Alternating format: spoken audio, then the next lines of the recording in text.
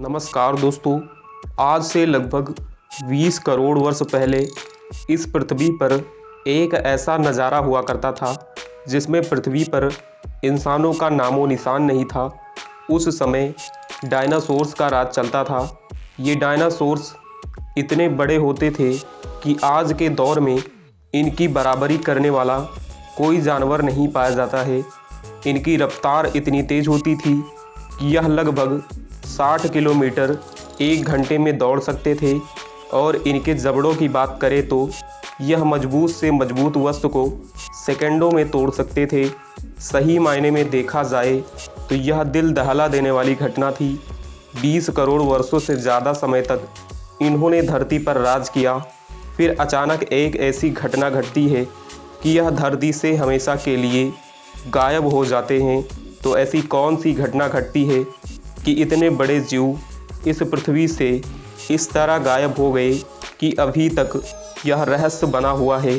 तो चलिए जानते हैं इस वीडियो में। वैज्ञानिकों का मानना है कि आज से लगभग 20 से 23 करोड़ वर्ष पहले डायनासोर्स का जीवन काल प्रारंभ हुआ था। और आपको बता दें कि उस समय पृथ्वी की स्थिति आज की पृथ्वी की स्थिति से कुछ अलग थी।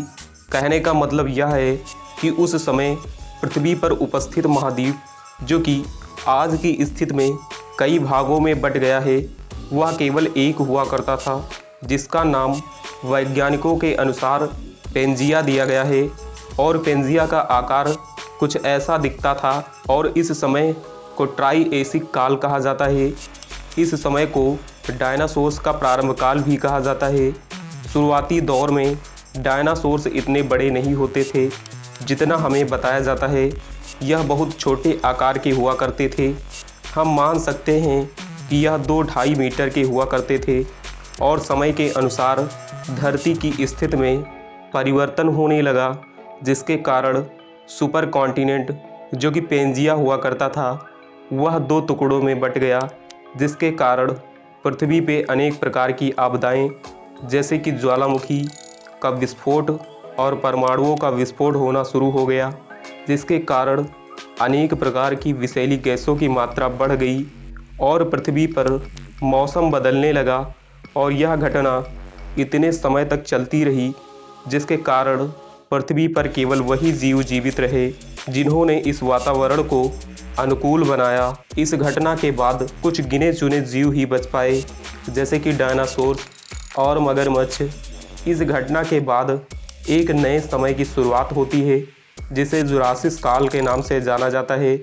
और इस समय से चलते कुछ डायनासोर्स का आकार बहुत बड़ा हो जाता है, जो आज के समय में हमें बताया जाता है।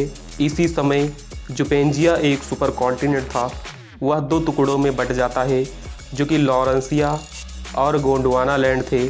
और समय बदलने के साथ इन दोनों कॉन्टिनेंट के भी टुकड़े हो जाते हैं और पृथ्वी की स्थिति कुछ आज के दौर जैसी हो जाती है। इसी के साथ वातावरण में भी बदलाव होने लगता है।